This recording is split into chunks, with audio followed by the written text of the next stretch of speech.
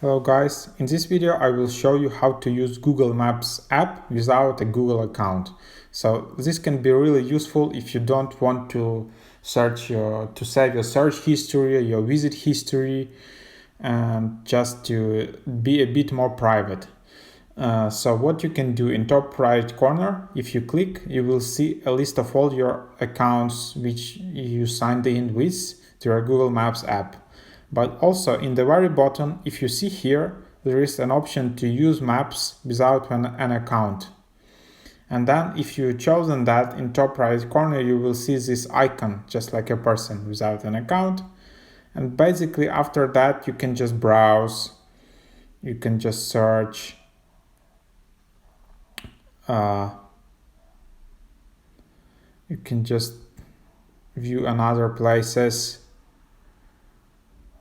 and all that stuff will be just attached to this account.